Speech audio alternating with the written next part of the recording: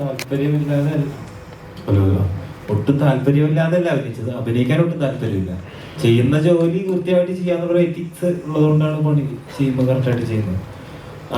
ഇനി അഭിനയിക്കാൻ താല്പര്യമില്ല. പക്ഷെ ഇതുപോലെ കൺവിൻസ് ചെയ്യപ്പെടുമെന്ന് എനിക്കറിയില്ല. നാളത്തെ പടം കണ്ടോണ്ടിരിക്കുന്ന സമയത്ത് സാറ് ആദ്യമായിട്ടാണ് അഭിനയിക്കുന്നത് കൊണ്ടും ഫീൽ ഒരു അത്യാവശ്യം സിനിമകളിലൊക്കെ ചെയ്തൊരു എക്സ്പീരിയൻസ്. ഞാൻ ഒരു പടം ചെയ്തിട്ടുണ്ട്, ഒരു 6-7 കൊല്ലം മുമ്പ്, 8-9 കൊല്ലം മുമ്പ്.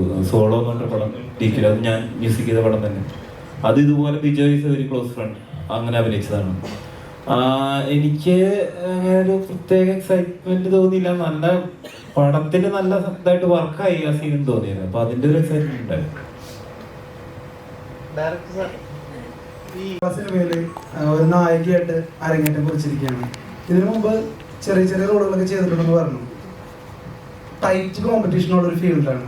നായികമാരുടെ എണ്ണത്തിൽ ഓരോ സിനിമയിലും പുതിയ പുതിയ നായികമാരാണ്. ഒരു നായികയ്ക്ക് തന്നെ കണ്ടിന്യൂസ് ആയിട്ട് റോള് കിട്ടാന്ന് പറഞ്ഞാൽ തന്നെ ധ്യാൻ ചേട്ടനെ പോലെയൊക്കെ പെട്ടെന്ന് ഇവിടുന്ന് എല്ലാ സിനിമയിലും കാസ്റ്റ് ചെയ്യുന്നില്ല.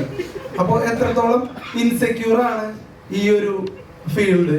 അപ്പൊ ഈ ഒരു ഫീൽഡിൽ ഇൻസെക്യൂരിറ്റി വന്നാൽ വേറെ ഏതെങ്കിലും ഫീൽഡ് നോക്കി വെച്ചിട്ടുണ്ടോ? അതാണ് ചോദ്യം. കുറേ യൂട്യൂബ് ചാനലില്ലേ, അപ്പൊ കുറേ യൂട്യൂബ് ചാനലുണ്ട്, കുറേ വീഡിയോ ഇല്ലേ, അതുപോലെ ഇവർക്കൊക്കെ ഒരു ഇൻസെക്യൂരിറ്റി ഉണ്ട്. എനിക്ക് ആ ഇൻസെക്യൂരിറ്റി ഇല്ല. കാരണം ഞാൻ അതിൽ കൂടുതൽ ഓഡിഷൻസ് ഞാൻ കൊടുത്തിട്ടുള്ള ഒരാളാണ്. അപ്പോൾ എനിക്ക് ഇൻസെക്യൂർ ആവേണ്ട ആവശ്യമില്ല. ഡെഫിനറ്റ്ലി എൻ്റെ വർക്ക് ആൾക്കാർക്ക് ഇഷ്ടപ്പെടുകയാണെങ്കിൽ എനിക്ക് പടം കിട്ടും. അതിപ്പം ധ്യാൻചേട്ടൻ പറഞ്ഞ ആൾ അതിനുള്ള ടാലന്റ് ഉള്ളതുകൊണ്ടാണ് ആൾക്കാർ പടം കിട്ടുന്നത്. സോ ആ ടാലന്റ് എനിക്ക് ഉണ്ടെങ്കിൽ ഡെഫിനറ്റ്ലി എനിക്ക് ആ പടം കിട്ടുന്ന ഉറപ്പ് എനിക്കുണ്ട്. അതുകൊണ്ട് ഞാൻ ഇൻസെക്യൂർ ടാലന്റ്.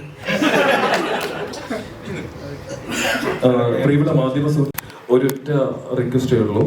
കൊച്ചിയിലെ സീനം തിയേറ്റർ 9:30 ഷോ കുറച്ച് ടിക്കറ്റും കൂടി എടുത്താൽ അതും കൂടി ഫാസ്റ്റ് ഫില്ലിംഗ് ആകും. ബാക്കി കേരളത്തിലെ ഏകദേശം എല്ലാ തിയേറ്ററും വളരെ ഫാസ്റ്റ് ഫില്ലിംഗ് ആണ്. കൊച്ചി കംപ്ലീറ്റ് ഓറഞ്ച് കളർ ഹൗസ്ഫുള്ളായ നിങ്ങൾ തരുന്ന സപ്പോർട്ടാണ്, ഒപ്പം പ്രേക്ഷകർ തരുന്ന സപ്പോർട്ടാണ്. ഞാൻ കേരളം കംപ്ലീറ്റ് ഓറഞ്ച് അലേർട്ട് ആയിട്ടുണ്ട്. എന്താണ് പറയാനുള്ളത് പ്രേക്ഷകരോട്? ഈ കാണാത്തവരോട് എന്താണ് പറയാനുള്ളത്?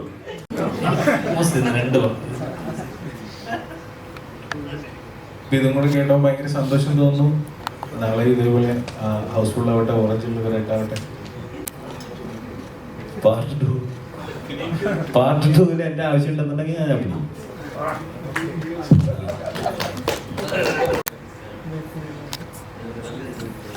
അത് ഭയങ്കര ടഫ് ചോദ്യമാണ്. ഒന്ന് ഇപ്പം മോഹൻലാലാണോ മമ്മൂട്ടിയാണോ എന്നൊക്കെ ചോദിക്കുന്ന പോലെയാണ് ആ ചോദ്യം.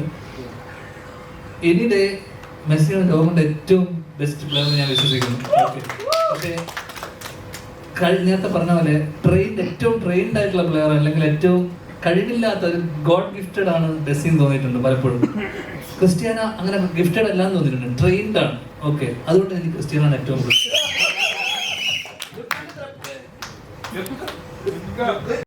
എനിക്ക് നെയ്മറാണ് ഇഷ്ടം. ലമീൻ യമാൽ ഇഷ്ടമാണ്.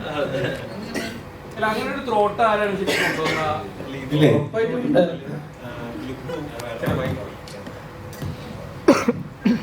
ലുക്ക് ഒരു ഹാർഡ് കോർ നെയ്മർ ഫാൻ ആണെന്ന് അറിഞ്ഞുകൊണ്ട് തന്നെയാണ് മെസ്സിനെ ഏൽപ്പിച്ചിട്ടുള്ളത്. അതിൻ്റെ ഒരു എന്റെയും മൂസിം പരാഗിയുടെയും ഒക്കെ ഒരു പകവീട്ടിലും കൂടെയാണ്. അല്ലെ ഓൾറെഡി ഫാൻ ഫൈറ്റ് ഉള്ളതുകൊണ്ടേ ആര് തോൽക്കുന്നു എന്നൊരു ചിന്ത ആൾക്കാരിൽ വരുമല്ലോ. ഇല്ല, ആരും തോൽക്കുന്നില്ലല്ലോ അവിടെ. ഒരാൾ വീണ് കഴിഞ്ഞാൽ അല്ലെ ഇടി കൂടുതൽ കിട്ടുന്നുണ്ടല്ലോ റൊണാൾഡോ.